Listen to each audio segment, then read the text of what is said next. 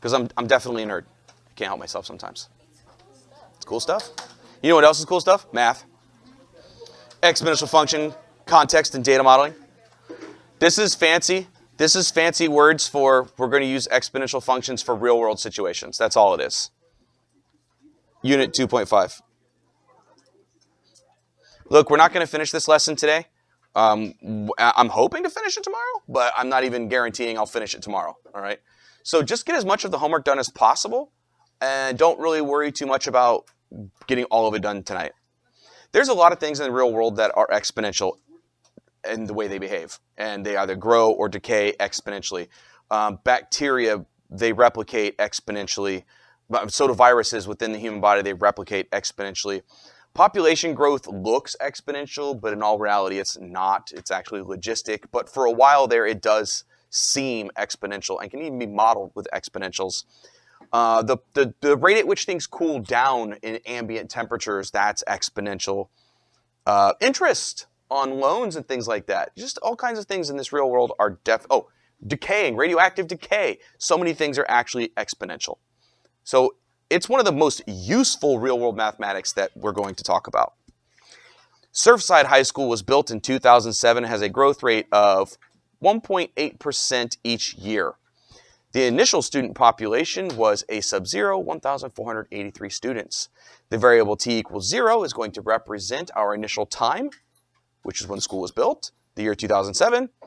And the rate, r, is written as a decimal, never as a percent.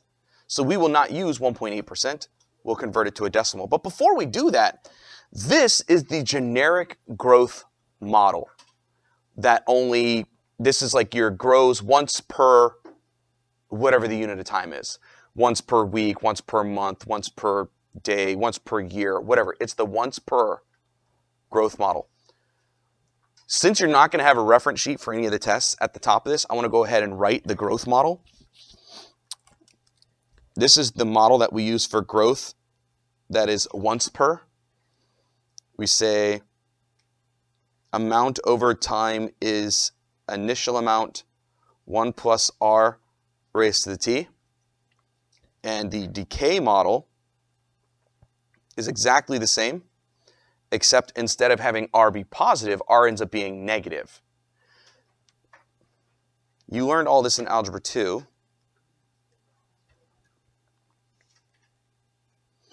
So in all reality, you only need the one formula, and you either have a positive rate for growth or a negative rate for decay, but it ends up looking like this, where r, for this one, r is called your growth rate,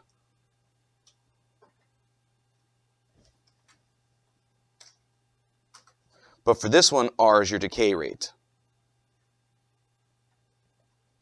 Please don't get that confused with the growth or decay factor, from b to the x. That's not the same thing. Whenever you get whatever 1 plus r is as a number, that is then your b. No, if we say b to the x, we say it's the growth or decay factor.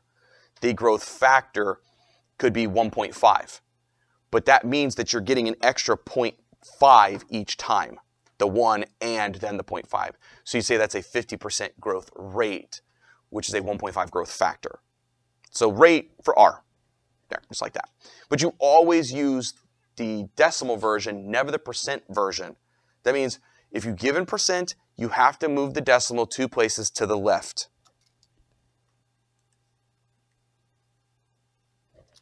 A dead giveaway that you forgot to do that is things will either grow or decay ridiculously fast. Like, you'll put $1,000 in your bank account mathematically, and within a month or two, you're a billionaire. You're like, okay, no, I forgot to move the decimal.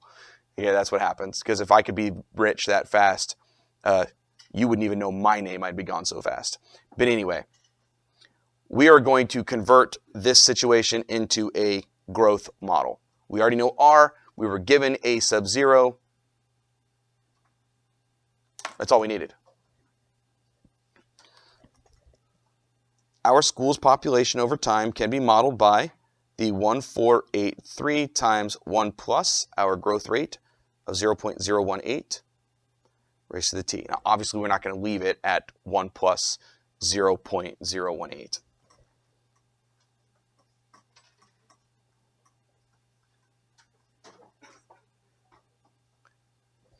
Written like this, we could see our growth rate is 0.018 or 1.8%.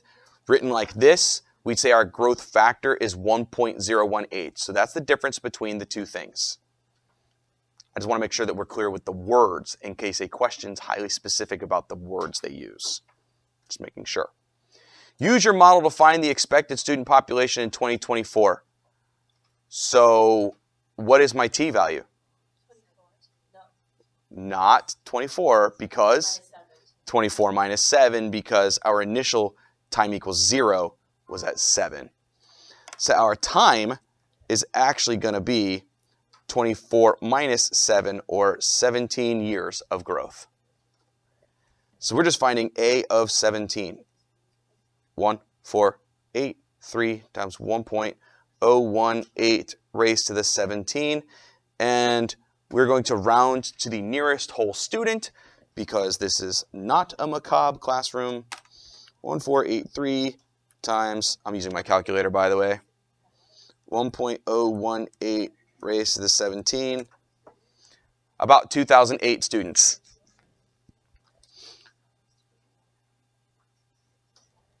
Oh, by the way, you are going to need your graphing technology for some of today's stuff.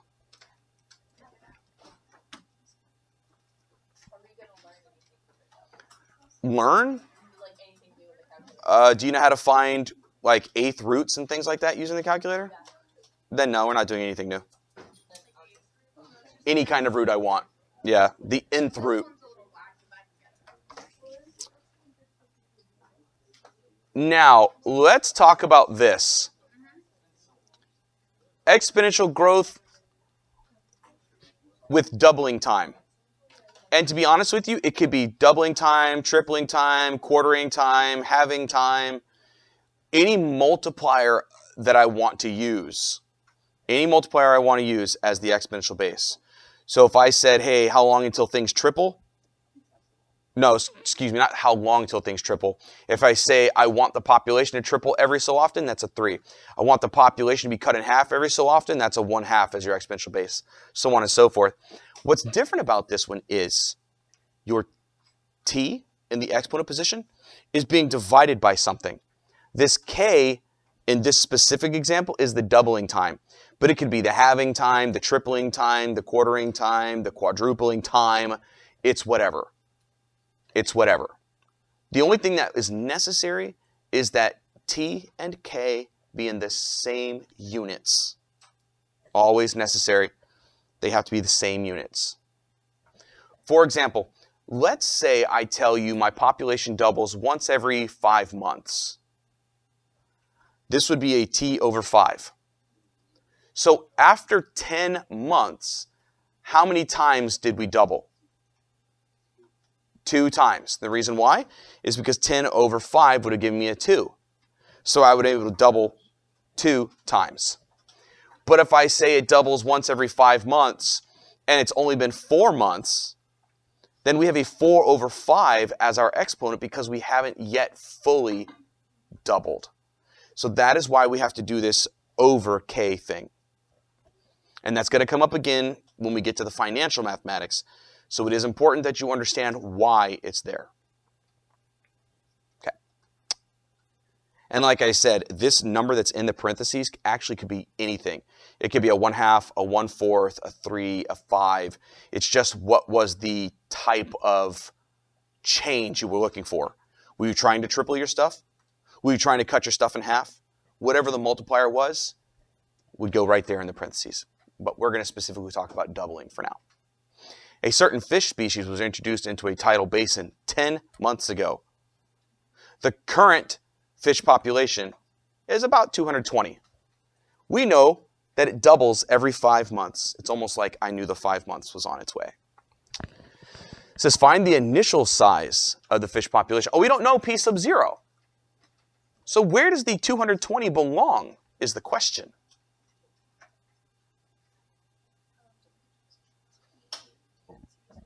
It's P of T, and you set it equal to. Yep. So you go, I have 220 fish. I don't know how many I started with, but I do know my population was doubling. The time has been 10 months. And I have a doubling period of every 5 months. So it's going to double 2 times within that time period.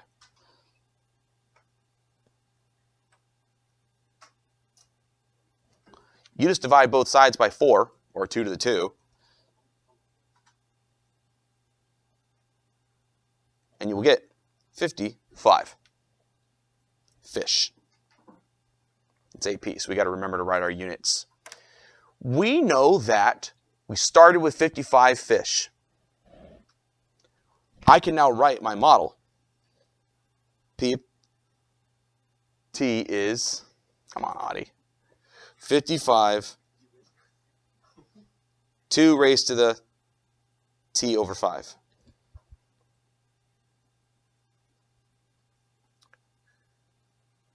It says estimate the population of fish after 1 year. What does T equal?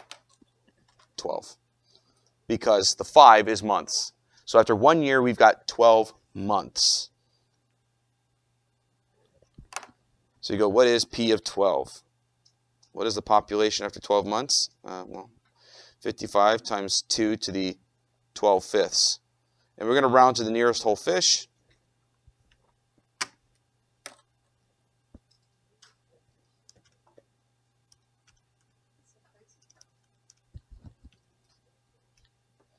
About 290 fish.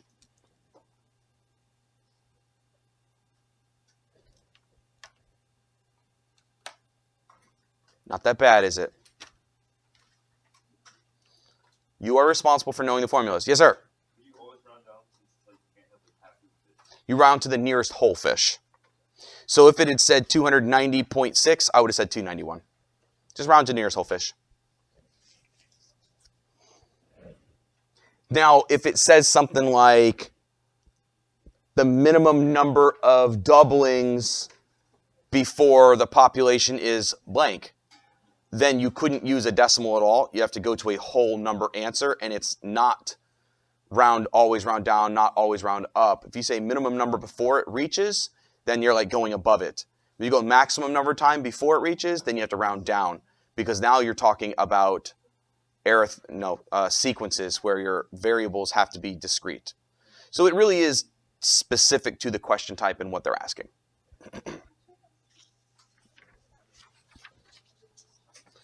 How about radioactive decay? Look, it's basically the same formula as what you just worked with. There is a generic multiplier formula. The generic multiplier formula works like this. So it's not just for doubling. It works like this.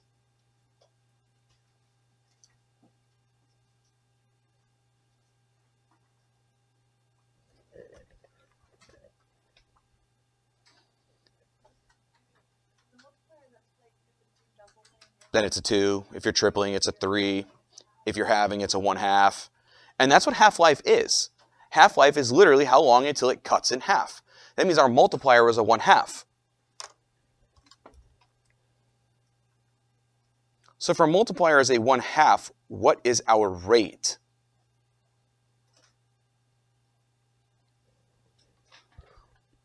What was our rate to get to here?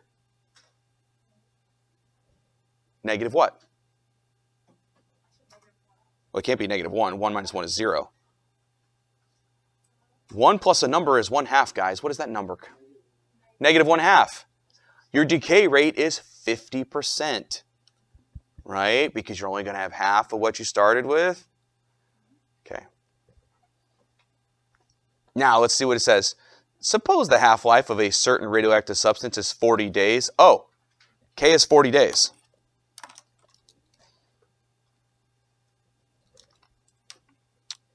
There are 8 grams present initially. Find the time when there will be 1 gram remaining. There it is. We could fill this thing out now. We go 1 equals 8 times 1/2 raised to the t over 40. We're going to pretend that we were unable to do this by hand. And I don't even mean with algebra. This is actually a very easy question because of that number. How many times do I have to cut 8 in half to get to a 1? 3 times. That means this exponent needs to be equal to 3. So t is 120. There, we already know the answer. The answer is 120. But we're going to pretend that it wasn't that easy to do. And the only reason why that was possible is because this was an even number. If this had been like, and it was an even number that was a multiple of 2. If this was a 10 or an 11 or a 26 or something, we wouldn't have been able to do that the way we just did. Okay? But because it was an even number, because it's a power of 2, literally it's because it's a power of 2, we were able to say like, oh, I need to cut it in half 3 times. Half, half, half. There, now I'm at 1. But we're just going to pretend we couldn't do that, okay? Instead, what we're going to do is use our graphing calculator, and we're going to graph this as 2 functions.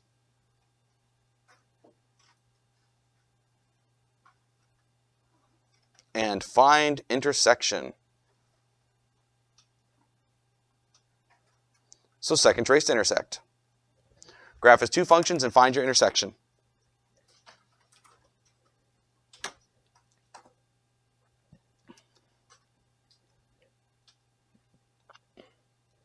The first one will be 8 parentheses 1 divided by 2 raised to the x over 40. And the second one is just y equals 1. Now let's talk about our window here. Let's pretend we didn't know what the answer was. What we know is my x has to be some multiple of 40. That means my x-axis needs to go very far. I guessed 200 and hoped that was enough. So you go to window. So I went from 0 to 200. And I like to have 10 tick marks, so I just divide my distance by 10. And since I'm trying to figure out where it crosses the line y equals 1, I made my y values just go from 0 to 2. That way my answer would land somewhere in the middle of the screen. Because I like my answers to be somewhere in the middle of the screen. And I did 0 to 2 divided by 10. 0.2. And then I hit graph. And remember, this is pretending we didn't already know what the answer is. Second trace intersect. Second trace 5. Yes, that's the first one with enter. Yes, that's the second one with enter. And then scroll over to the answer roundabouts and hit enter last time. And oh, look at that, 120. Time equals 120 days.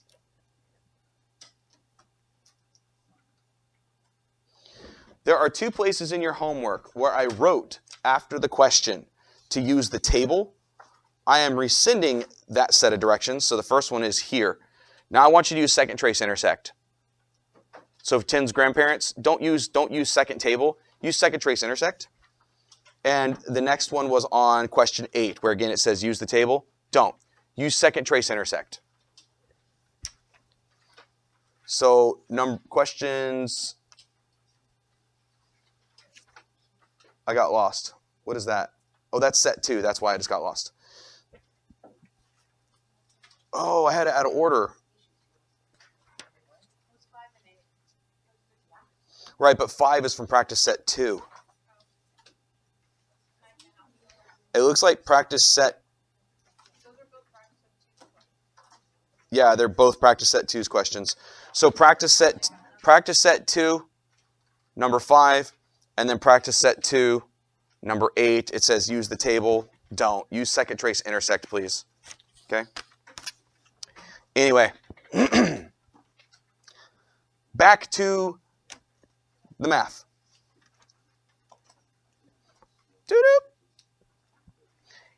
Here we have an exponential decay graph. We don't have a pretty y-intercept, so we don't know our initial value, but you know what we do have? We have 2 coordinates. And we can use those 2 coordinates to find ourselves an exponential function for this graph on a scientific calculator. It would be possible to be done on a scientific calculator. I'm going to use my graphing calculator just so I don't have to go find a scientific. Okay? Good with that idea?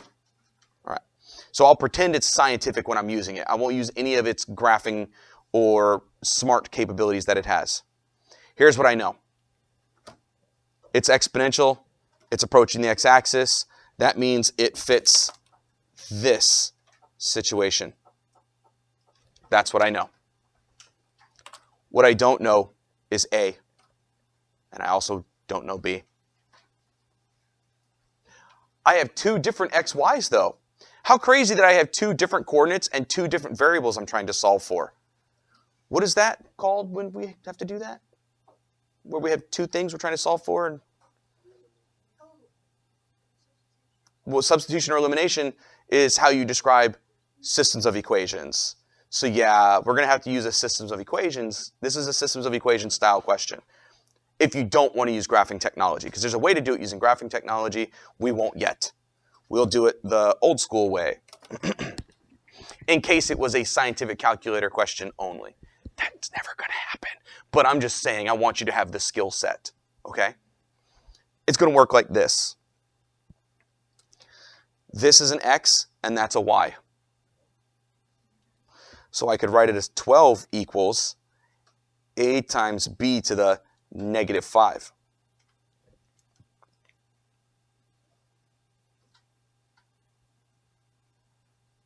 Now the other equation is going to use the 6 and the 1/2. 1/2 equals a times b to the 6th. We're not going to try to do elimination. What instead we're going to do is substitution. Okay? And you know what variable would be really easy to get by itself? A. A would be very easy to get by itself. So I'm going to go back to this purple one. Negative exponents move to the bottom.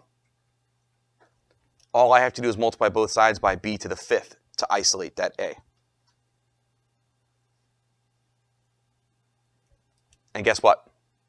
I now know what a equals. And I could use that information and drop it right there. That purple a was 12b to the 5th, and there was still a green b to the 6th sitting there.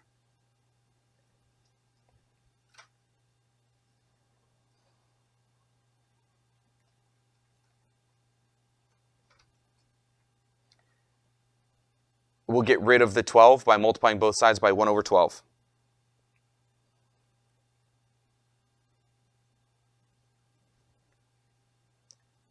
And then we get b by itself by using the 11th root.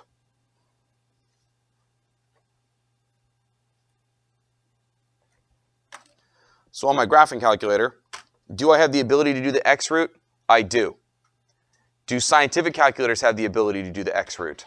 I think they do. But I don't remember how to do it. And since I don't remember how to do it, and because there's all kinds of different kinds of scientific calculators, you know what I do instead of using the 11th root command? I raise it to the 1 over 11. I remember that radicals are fractional exponents. So here's what I would do on my scientific calculator. 1 divided by 24 is, and then I would do the raise to the command, and I would use parentheses because all scientific calculators have parentheses. And I would do 1 divided by 11. That is the 11th root. And hit enter. 0.749.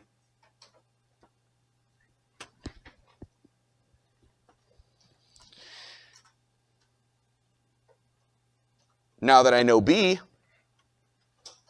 A is no longer a mystery. A is 12 times 0.749 raised to the 5th. And your scientific calculator should already have that decimal on its screen, right? So you'll do raised to the 5th power and hit enter. And then you do times 12. And you'll hit enter. And there's your A value, 2.83. So our exponential model is y equals 2.83 times 0.749 raised to the x. And it says, what is the y-intercept? Well, the y-intercept is always the initial value. What is it? Yeah, it's 2.83. You don't have to think about it. This is always initial value.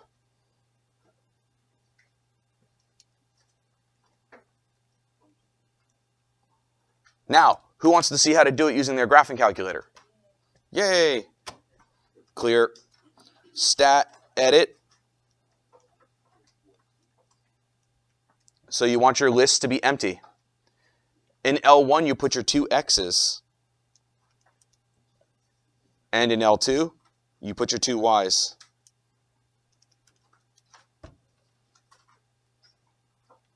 Stat, calc, and scroll down to exponential regression. Hit enter. Make sure that it says L1, L2, and then nothing else has anything written. And what? Domain? What did I type wrong?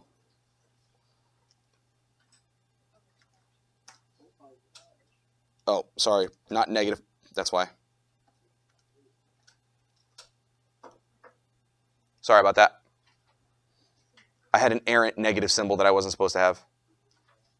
There it is. Stat, calc, and scroll down to exponential regression.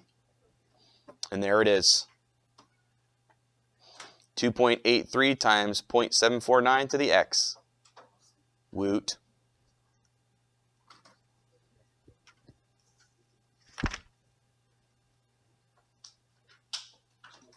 Yes. I'm sorry? I'm going to pause the video for that. Okay, anyway. Using regression. Hey, we just did that. True. A chemist has a 100-gram sample of a radioactive substance. The table below shows the amount of radioactive material at the end of the week for a 6-week period. Use a graphing utility to fit an exponential function to the data and then write the equation. So we're going to do exactly what it says. We're going to go to stat, edit, and we're going to fill out L1 and L2.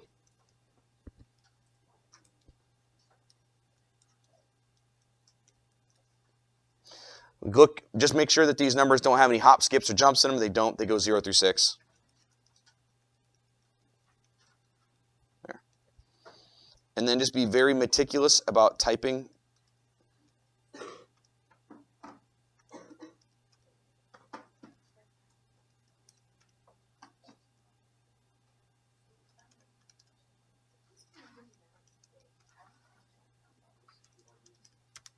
There. Stat, calc, exponential regression. Enter. Make sure it says L1 is your X list, L2 is your Y list, and then nothing else has anything written. If you have a frequency list here, clear it out. You know what?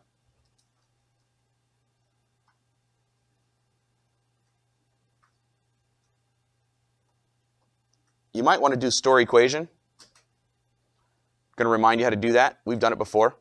But go to vars, y vars, as a function. You want it to be your y1. And the reason why we're doing that is so that we can solve by graphing later in the question. Calculate, please. There it is.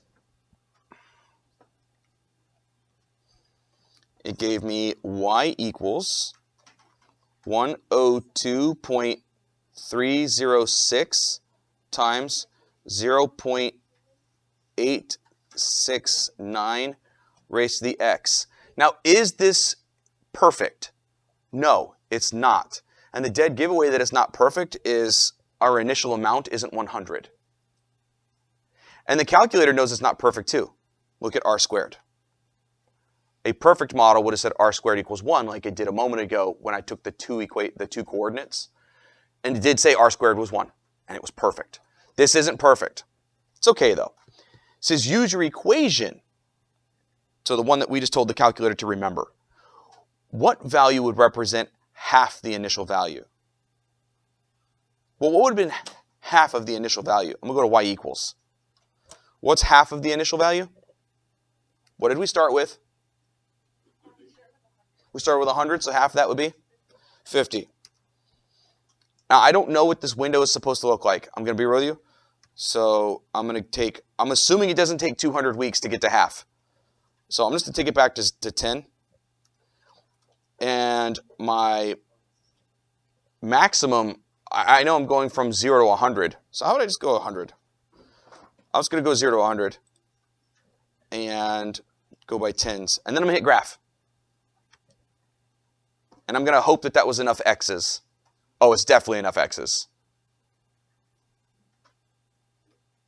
Oh, cool. I didn't get this far with last class. So how many weeks? Second trace intersect. Yes, yes. Oh, wow, I'm really close to the answer, too. Yes. Alrighty. It takes about 5.1098. So actually it would be 110, wouldn't it? 5.11 weeks, according to the model. And then it says, does this correspond to the table of values? Well, I don't know. Let's look. What was up at 5 weeks? Oh, true. Look at that. It was darn near half at 5 weeks. So, yeah.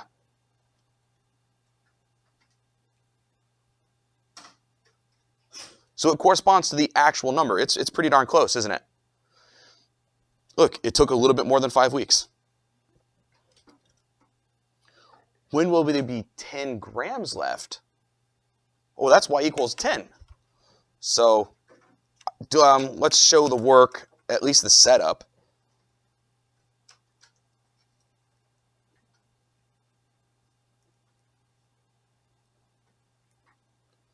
And of course, we're not going to solve this by hand. We're going to let Dr. T.I. do it for us.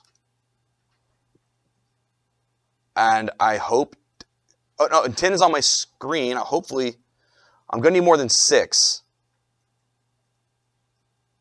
I wonder if I would have to stretch out to x equals 20. I'm taking a guess here. I don't know. Yeah, what's up?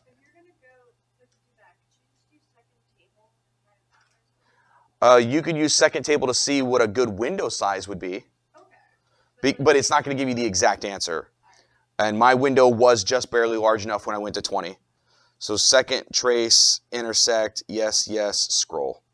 Yeah, you could use second table to try to get a good idea of a window. Because it's going to take 16.597 weeks.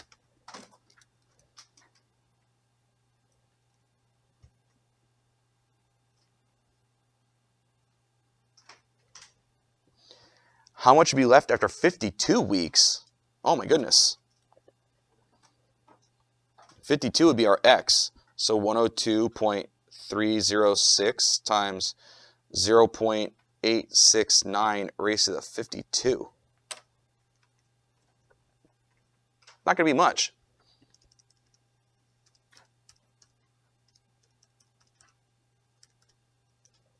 Yeah, almost none. 0.069 grams.